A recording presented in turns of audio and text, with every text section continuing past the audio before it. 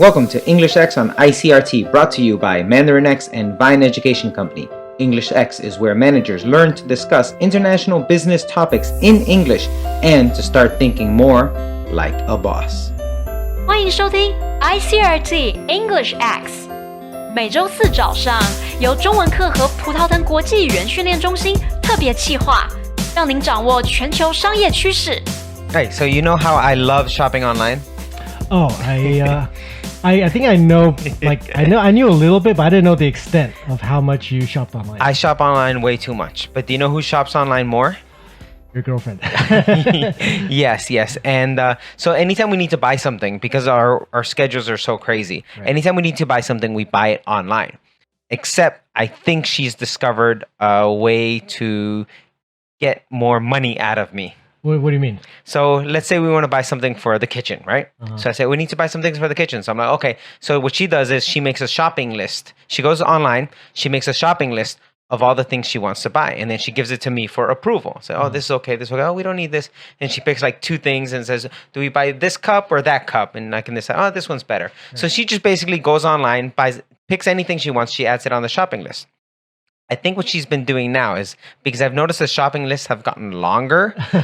So there are more options on There it? are a lot more options. Yeah. So I think because she knows whatever she's going to pick, I'm going to say, oh, maybe this, no, or we don't need this. So I think she purposely adds stuff she doesn't want on the list just so she can compromise with me. Oh, well, I really want, okay, we can delete this one from the list, but not that one. Do you know what I mean? Yeah, it's smart. I honestly think that's what she's doing. Yeah. Good morning, everyone. I'm Russ, and we're here to get your day started right, thinking business and thinking in English. And I'm Ting, and well, that was a great story, but it kind of just leads us to what our topic is today, which is e-commerce. Hot topic. Improve your English as we discuss real-world problems many English students have at work. 让我们看看这礼拜有哪些热门国际商务话题。So when it comes to e-commerce, I guess there's many ways to do that, like many channels. So, Russ, where can I sell my product online? Well, basically, there's so many platforms right now. There's Amazon, there's Shopee, there's Yahoo, eBay, just a ton of options right now. So Etsy, yeah. So it's just about, what is the product that you're trying to sell and finding the right channel that works for you. There's way too many factors to get into. Mm-hmm. Do you want your own store, or do you want your own physical shop, or just online shop? Warehousing. Do you find the storage space, or do you keep it in your house, or do you rent another apartment? Where are you going to ship it from?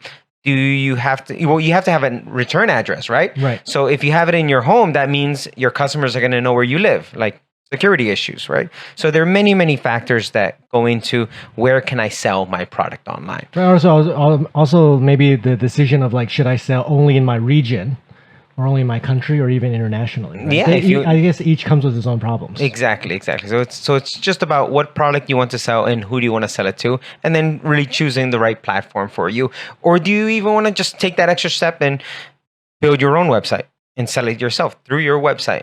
Right? Mm-hmm. So there are many, many factors that go into it. Yeah. Well, then what about discounts? So yes. What discounts should you offer to customers? Well, at the end of the day, all customers want a cheaper price. Okay. And they're going to just look for the cheapest price, right? They're going to, basically, anytime they're shopping, they're not going to find your product and buy it immediately. They're going to find your product and they're going to cross-reference. So they're going to find your product on your site, then they're going to look up on Shopee, they're going to go Yahoo. They might even go to the store and see the product, right? Mm-hmm. So it's all about giving them a good price. Okay. But you can't go too low, because whatever price you set on the website, the platform will take some money from that. And then the shipping options will take some money from that.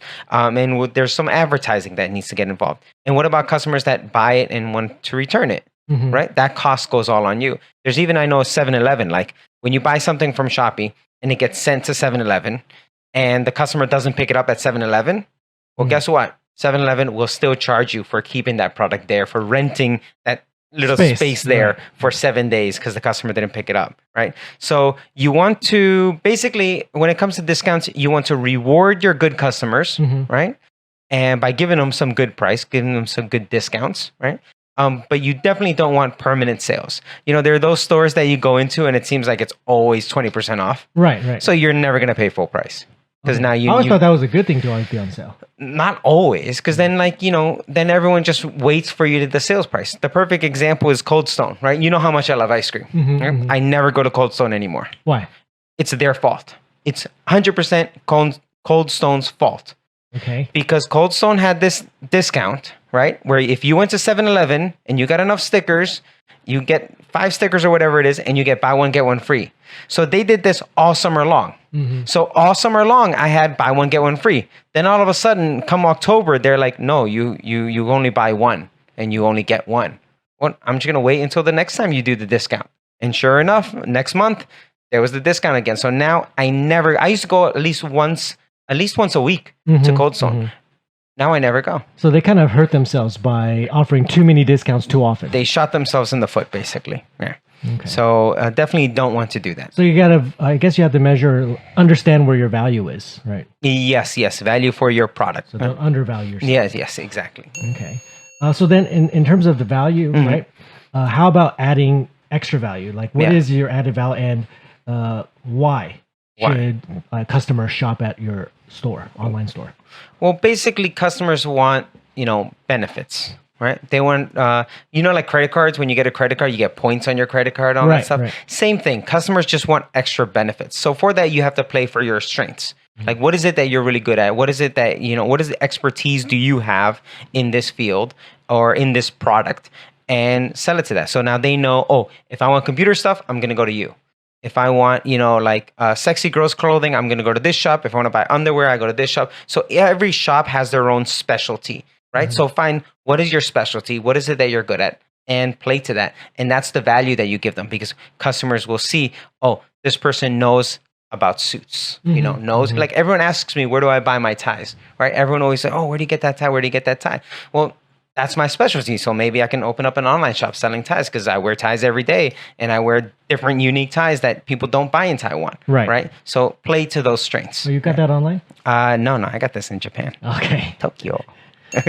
Or what if your customer says bad things about you online? You get a bad review, you get bad customer feedback. Yeah. That's going to happen. That's always going to happen. There's always going to be some wrong. And sometimes it can be out of your control. Sometimes it can be a delivery thing. Sometimes it can be a packaging thing. Sometimes it could be where your vendor, like you get your product from some store and they have bad quality products, and then you made one bad purchase, but you still have to sell it because you already paid for it. So get customer feedback. We love customer reviews. Many times I know exactly what I want, and I quickly just jump down to what did other people say about this product, or other pictures that people took wearing this product or this product in their house or anything. So definitely get as much customer feedback as possible. Right. And once you get that feedback, act on it. Right? Say, okay, this vendor's good, this vendor's not good, this products are good, they like this, they don't like this. Do you reply to feedbacks? Like if you get a bad, whether it's good or bad, no matter the feedback, should you reply to it? I remember a while back we had that TripAdvisor course, right? Where we taught hotels in Taiwan how to respond to customer feedback. You have to respond to every piece of comment that goes out there, even the negative comments. I see so many people responding to feedback, but they only respond to, it looks great, just like the picture. But what about the negative feedback, right? You want to find out what went wrong. What is it that they don't like about the product? Right? And be genuine with your feedback. Be honest. Or vice versa. I know sometimes the companies, they focus so much on the negative feedback, so they're trying to make things right with the customer who's complaining. Yes. But then they almost ignore the good feedback, which is, those are customers who are very satisfied. And those are the ones that will buy again. They'll keep coming back to you. Yes. So definitely do that. Where can I find more customers, and how can I connect with them more? Exactly what you just said. Once you get that feedback from them, act on it. Right? Say, great job, blah, blah, blah. Send them discount codes. Send them, we're so happy you like this product. Would you like to buy this product for someone else so we can give you a discount on it? So act on that feedback, because at the end, those customers will be the ones who are your word of mouth. So anytime I find a great shop online on Shopee, boom, I instantly tell other people about it. When they ask me, where'd you get that? This is the shop I got. And the exact shop that I went to that I got it from. Not just, I bought it on Shopee, or I bought it on Yahoo, or I got it on Amazon. No, I tell them the exact store I went to, because I'm happy with them. Even online, word of mouth is a very strong, I guess... every review is word of mouth. Yeah. You know what I mean? Yeah. So, it's definitely a great indicator of, is this product good or not? Because sometimes you go to some shop and you're like, oh, well, I don't know. The shop doesn't really do a good job of selling themselves. So you're kind of like, oh, I don't know. Their pictures look kind of bad and their name's kind of weird, like shop 372Z. And you're like, well, what's that? Who are they? But then you see all the reviews are good and pictures are good. So I'm like, oh, okay. It might be worth it. I'm not a big online shopper myself, but the few times I do go online shopping, I'm really gravitated towards the comment section. That's what really sways me whether I choose that product or not. Okay, good. Well, how should you deliver your products to your customers? This is by far the biggest trouble with online shopping because customers want it. They want it fast, right? They want a good product. They want that at a low cost. And sometimes they live in remote areas or sometimes they live abroad and you have to ship it to them, right? So you really have to weigh your delivery options for you. In Taiwan, you have great delivery options here that same day or next day.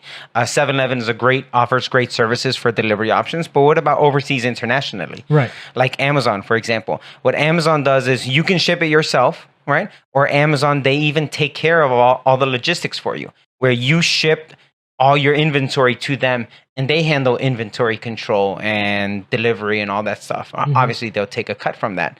But there's so many different options. You're almost assured quality, or that your product's going to get to where it has to get. Yes, right. But then that's going to eat into your profits and you realize that you're going to gain less per purchase. Right. But so, it's probably a headache, right? Dealing with the logistics. For some, yes. For some, no. But you really have to weigh. You really have to weigh those options based on you, your product, and who your customers are. Have you ever had a product that was, you bought it and it never arrived? Oh yeah, that happens all the time. How often? There's something called porch pirates. Have you heard that expression before? No. Porch pirates are people who steal Amazon products from your house. Okay. So like the UPS truck will leave it in your door and then someone will be driving by, they'll see it, they'll run in, grab it. And I saw YouTube videos. Basically, right. Yeah. So there's so many things that can happen and then who to blame on that? Is it Amazon's fault for delivering it? Is it UPS? Is it the person, like the store? Like who's liable at the end of the day? Right, and then eventually that the cost gets accrued. Right? Exactly. And then so you have to do it. But basically, if you're looking to sell online, the main thing that you need to learn is it's not easy, right? You have a million options that you need to weigh, and you need to find what's the best option for you. And you will lose money at the beginning because you won't know how to make it efficient, right? It takes a couple of months. It takes a lot of sales to figure out which mistakes you'll make and how to fix them. Right. So there's a ton of growing pains. There's a lot of growing pains with that. So weigh all your options before you jump into it and be prepared to lose at the beginning. But it could be profitable because right now, everyone's shopping online. Except me. Except you. I just buy services. #LikeABoss. Each week we talk to real-world bosses to find out their secrets for success. 现在到了每周 EnglishX 访问时间。Hello everyone. With us today we have Malcome Hsieh. He currently has his own online exporting business, selling stuff from Taiwan all over the world, anything and everything that fits under his criteria. Hello, Malcome. Hi, how are you? How are you doing? And how did we meet? We met through your colleague, Max. Yes. We met at a bar somewhere, probably. That's probably correct. All right, good. All right, so Malcome is an e-commerce expert. He does all his sales online, right? That is correct. All right, so how has e-commerce changed the retail business? Well, I guess you've seen pretty much everywhere in the news that brick and mortar is dying and e-commerce is taking over the world. Yes. I don't think brick and mortar will die completely off, but as you see, like everyone going towards one-day shipping, more and more people are going to shop online just because they don't have to go anywhere to do it. Right. But what about tangible goods? Do the people still like? Yeah, there's always things like clothing that people want to try on for fit because you never know how it's going to turn out. But again, e-commerce has turned out so that even return shipping has become fast and free as well. So there's almost no harm in ordering something just to try it on. Okay. So people will order stuff, try it on, and then just send it back. Yeah, absolutely. For you on the business side of things, I know that's great for us like consumers when we're buying, but on the business side of things, is it okay for you too? Or do you find that annoying? It depends. So most of the warehousing I do is handled by Amazon. Yeah. Right. So they do all the packing, the shipping, they handle all the returns, everything. There is some cost involved in that, so it does cost the seller a little bit, depending on how they phrase the return, right? So if you say the product's defective, Amazon's going to charge you for the return. If the customer admits it and says that they ordered the incorrect item, then Amazon doesn't ding you for it, so you don't pay anything. Okay, good. So how do you find your partners? I basically started by going to trade shows at the World Trade Center next to 101. So almost every single day there's at least one show, or some of them go on for days, and some of them are one day, and however many days they are. Usually depends on the size of the show. And just I went there for fun one day, and I saw some stuff, and I was like, I can sell this. Well, not that at first, but it was something that I actually used. So I asked the person, like, how much does this cost? And it was something like maybe 5% of what I paid for it in the store. So I said, wow, it's that cheap for this product. So let me look into this. And it just snowballed. Kind of got me thinking about, okay, well, I wasn't doing much at the time here. So it's like, well, why don't I try my hand at shipping stuff over to the US and trying to sell it online. Now, some people always think, oh, I could do this, I could do that, but they never take that step. What was it like you taking that first step? It's the same for everybody, right? The biggest fear is like, am I going to get my money back? I'm gonna throw a few $100 or a few $1,000s at this, and I may lose it. I think that's the biggest hurdle you have to get over. Like, if you're not prepared to lose the money, don't bother. Okay. Right. But once you start to kind of dig through some of the tutorials and some of these days there's so many videos and whatnot on YouTube that it's pretty hard not to have some idea of what you're doing if you've watched a few hours of this stuff. So the fear factor is probably lower now than it used to be. But back then I just said, okay, well, like I said, I threw a few $100s at it. And the next thing I knew, I was like, wow, it's working. It's actually selling. Okay, good. So how do you reach your clients? I sell only through platforms. So, I run other businesses where I have my own websites. And that works if you have a product that no one knows about, right? Because if you put a product that no one knows about on Amazon, no one's going to find it. Because they don't know to even search for it because they don't know it exists. Amazon's great for products that exist. It comes with a built-in audience of basically the entire world. Pretty much. I mean, there's Amazon America, there's Amazon Canada, Amazon Mexico, Amazon EU, Amazon UK, every country in the European region, Amazon India, and Amazon Japan. Right. So you cover a good portion of the world. You have built-in eyeballs everywhere you go. Whereas if you run your own website, people that are looking for your product know to look for it, but you don't have the built-in audience that comes with Amazon. Okay. What are some other difficulties you face selling goods online? Lately, it's regulation. Amazon changes the rules and regulations on people all the time. The fees change. Recently they changed how you're able to get reviews. Reviews are a huge part of the business, and if you don't have reviews, your product's not going to sell. Okay. But what has changed is that lately I see a lot more manufacturers of the products I'm selling. They're going directly to Amazon and cutting all the middlemen out. Cutting you guys out, right? So that that's always been the case. They could always do it if they wanted to. But I think a lot of manufacturers don't want to do it, and some of them just don't know how to do it. Because I think there's a lot of branding and marketing that goes into this, whether it's putting up paid ads on Amazon or Google Words or Facebook. Marketing is the biggest challenge, I think. So that's kind of a barrier for entry for everybody. Okay. Good. So I know this happens to a lot of entrepreneurs when they start their own business.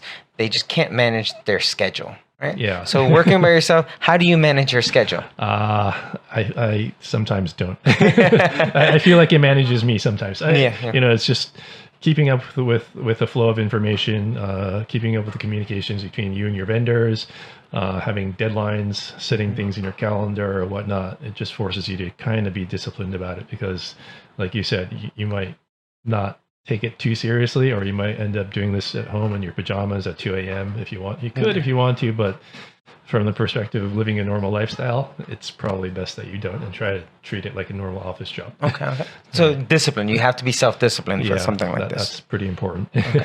And earlier you were mentioning Google AdWords and Facebook advertising. How do you advertise online? I use primarily what Amazon calls sponsored products, which are ads that you find on Amazon itself.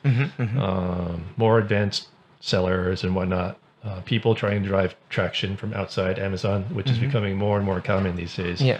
They're building what you'll call sales funnels or click funnels, aggregating eyeballs from other sites like Google or Facebook to go on to drive sales on Amazon. And I've tried everything, but it's, for me, the products I've sold, it seems to work best that I just advertise on Amazon. But that said, it is a different experience on every platform, so you have to try everything. So your recommendation is to try a variety of things and see what works for you, what works for your products? Yeah, the advertising costs are different on every platform. Obviously, and competition on one platform may be different than another, so you just kind of have to assess everything and determine your costs per click and how much each customer costs. Okay. And how do you minimize on shipping costs? Because for me, that seems the scariest thing. Like, okay, I have a product, someone wants to buy it, but how do I get it to them? Sure. Yeah, a lot of sellers initially start off with the idea that small and light, right? Because you don't want to be shipping cargo containers of products you don't know will sell. Yeah, right. So that's obviously the way most people start. But once you do figure out how to sell, and once you get your sales volume up, you will start to need to use other means of shipping, whether it's freight or cargo container or whatnot. That said, the first time I started using freight forwarder, it wasn't as scary as I thought, and it was actually surprisingly cheap. Okay, good. Right. All right. So how can we find out more about you and the goods you sell? Let's just shop on Amazon. But I'm everywhere. No, I do a lot of work personally, and also I've worked with a lot of manufacturers in Taiwan, either discussing how they can market their own products better, or I've tried doing it for them. Okay. Whether kind of setting up consulting contracts with them to remarket or rebrand their products, or just figuring out how to do the ad optimization or the page optimization for them, because that's becoming a big differentiator in the space. As more and more online or brick and mortar retailers, your traditional big name brands go online, they're making the bar higher and higher for everybody. Right? You have to be more professional about it, and everything you do has to look sophisticated. You can't just be putting things in a Ziploc bag anymore and putting a UPC code on it. It doesn't work anymore. Consumers are expecting like the full brick and mortar experience from the products they receive. Okay. And they don't want it to look like something that came out of a flea market. Excellent. Thank you so much, Malcome. Sure. Thank you. Mailbag! Do you have a question? Well, we have answers. Email us at EnglishX@vinec.com or on the web at vinec.com/EnglishX. 有任何问题，欢迎发送到 EnglishX@vineec.com 或者到葡萄藤网站 vineec.com/EnglishX. So, when learning English, is it necessary to write down the words? This is from Alice from Taipei. Is it necessary to write down words?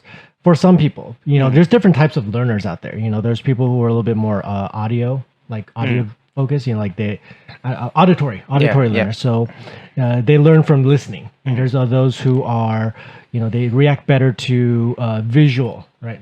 Stimulation, visual stimulation. So they like to see and how they learn. Like for me, that's how I learn. I mean, I'm pretty good at memorizing stuff and just reading.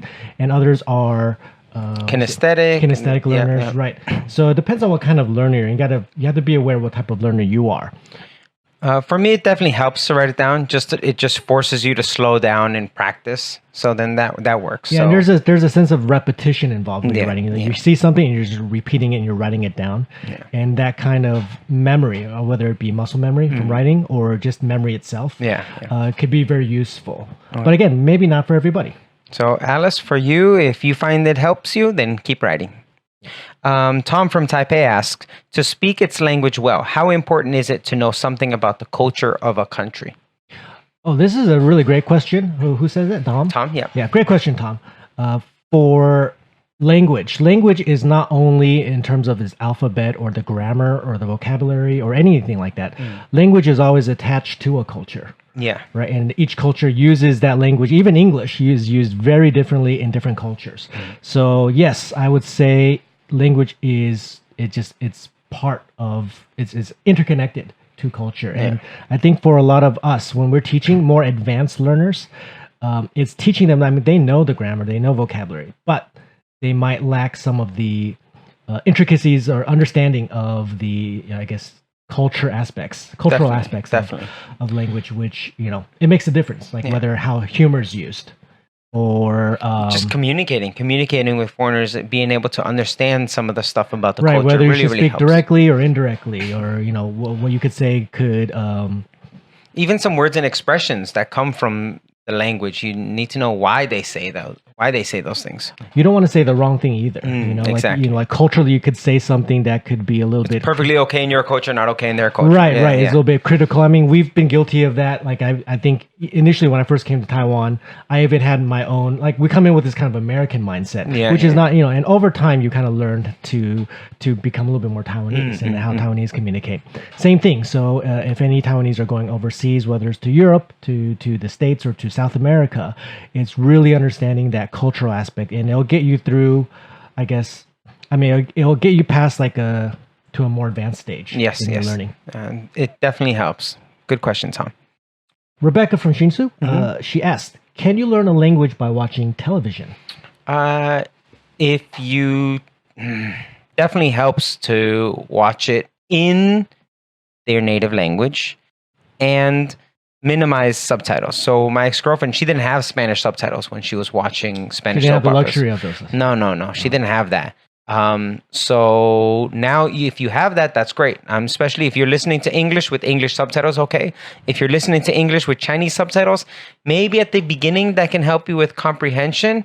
But how I feel that subtitles are kind of a crutch. You rely on them way too much, and then once they're taken away, you're just back at zero. So I'd rather just start at that area. Right, and also I would say less so on television nowadays, but more so on online content. You can learn quite a lot from. A lot of people are not watching TV as much. Yeah, they're watching programs through YouTube, Netflix, Hulu, whatever. Yeah. So yes, you can watch. And the key thing with watching television is you get to choose what topics or what shows you like, and because you're interested in that topic or those shows or those actors, you're going to enjoy watching it, and at the same time you're going to enjoy learning more. And definitely, Rebecca, always go back and repeat watch, because you'll find that you listen to it one time and you may not understand most of it. Maybe you only get 40% of it, but the second, third time you listen to it or you watch that program, you learn more and more. So repetition always works. Yeah, and the best shows, like your favorite shows, you're going to be happy rewatching them. Yes.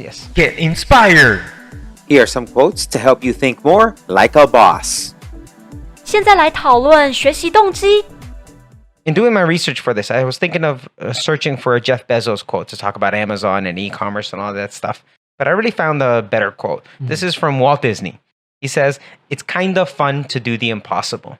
And that really made me think about Amazon and some of the stuff that they were able to do and create. And even now, something as like Shopee. Before, it used to be like in Taiwan, everyone would just Yahoo. That's where they buy everything. But now it's like Shopee just came out of nowhere and just took all their business, and Momo, PC Home, all of those, forget it. Everyone just goes to Shopee.